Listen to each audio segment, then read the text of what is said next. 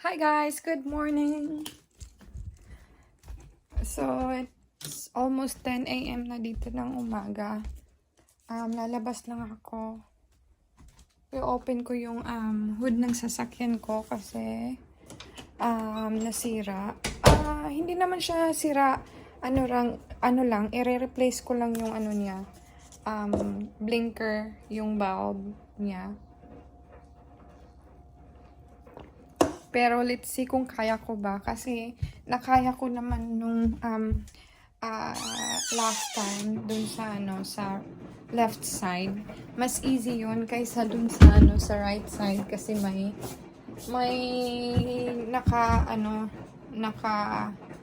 nakababag ba na yung lagayan ng tubig for window, yung windshield, yung So, tingnan ko na lang kung kaya ko. Open this. And then, kunin ito. Ito yun. On that side. Whoops! You need to open it. So what do you have to do? Take it out?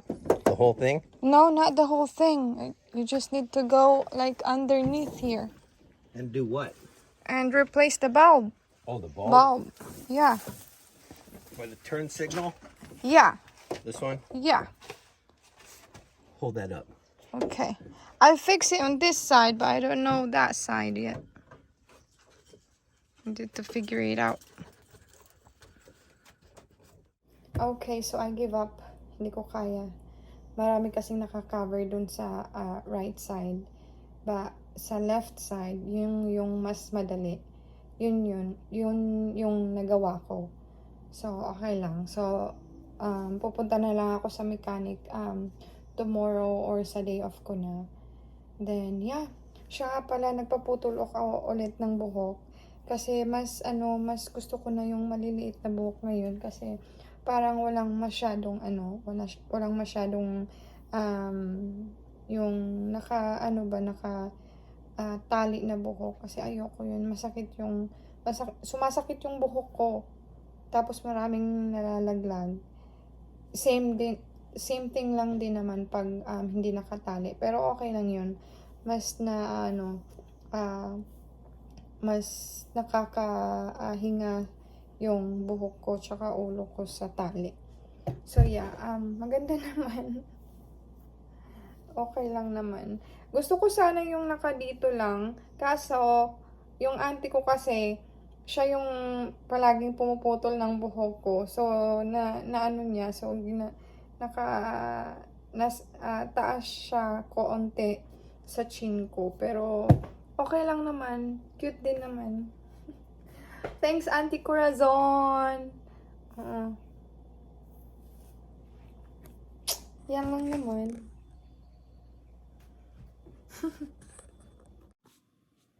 Hello! This is Nova Kinisala and welcome to my channel. Pero, nagpa-practice lang ako. Naghihintay lang ako ng oras na mag 10:30 ng umaga kasi magdadrop lang ako ng mail doon sa post office. And then, bibili lang ako ng Panda Express.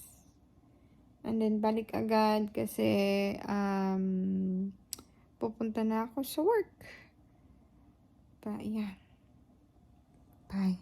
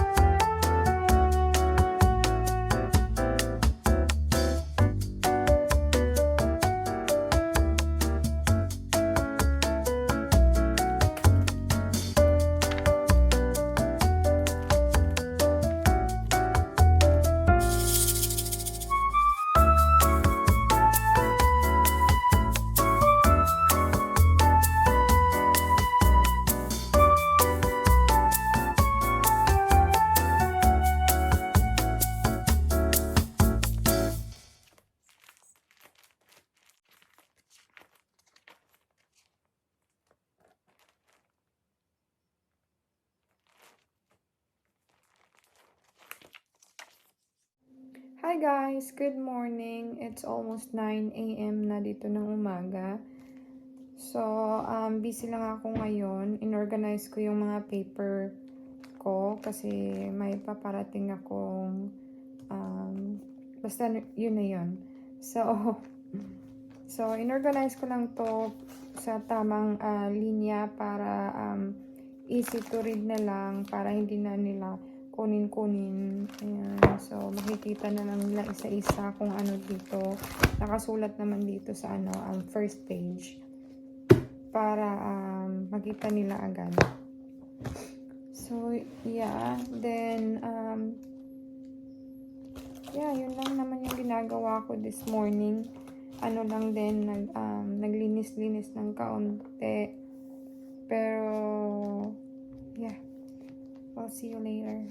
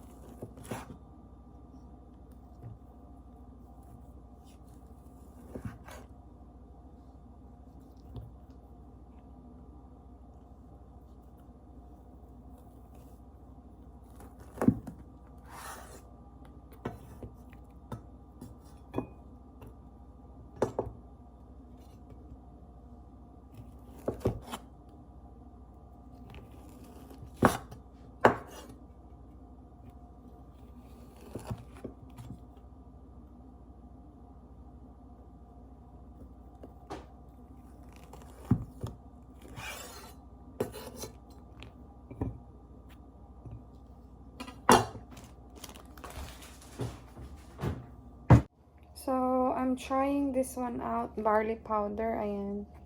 Kasi sabi ng auntie ko, maganda daw to. Pero, hindi ko lang alam. Itatry ko lang muna.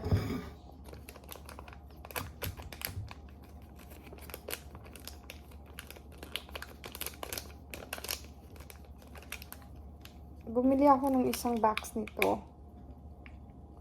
Nagustuhan ko naman siya. Then, yung auntie ko, nagpabili din. Yung nasa Chicago. Hindi mo na kailangan ng sweetener kasi matamis na siya eh. May stevia, ano siya, may stevia sweetener. Yeah. May stevia siya. So, hindi mo na kailangan ng ano, pampatamis. Pero dapat siya ilagay sa may ice saka malamig na tubig.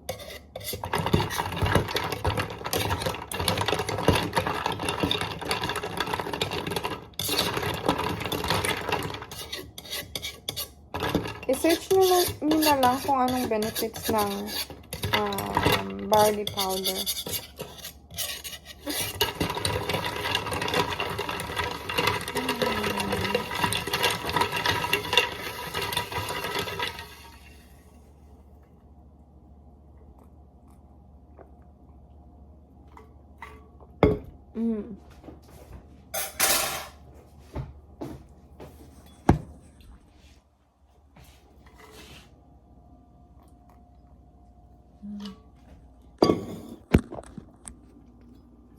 So, nag-prepare lang ako ng for breakfast namin. Pero, mag-11 a.m. na dito. So, brunch na namin to. Egg, tsaka, ham. Then, mag-ano na lang ako ng bread namin. Pero, hinihintay ko pa si Ram kasi wala pa siya. So, madali lang naman siyang lutuin. So, hihintayin ko na lang siya before ko lutuin. Kasi mas masarap pag mainit. Pero for now, inom muna ko ito.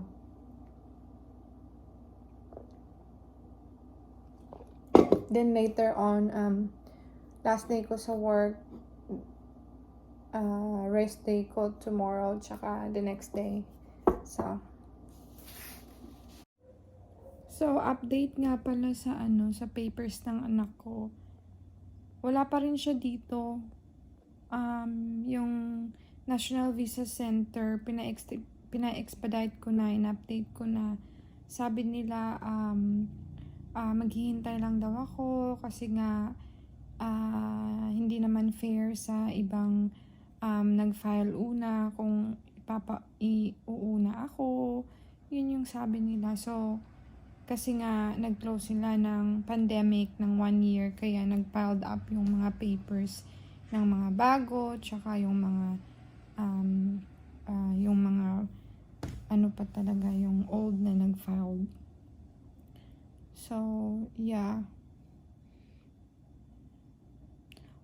2 years na din nung August nung nag-file ako ng visa ng anak ko kasi before ka mag-file ng visa, need ko mag-file ng relative something sa USCIS before dito sa visa para makapunta na siya dito pero wala pa din eh. Hindi ko lang alam bakit. Sabi din ng iba, dapat pag citizen ka na dito, mas madali lang kaysa sa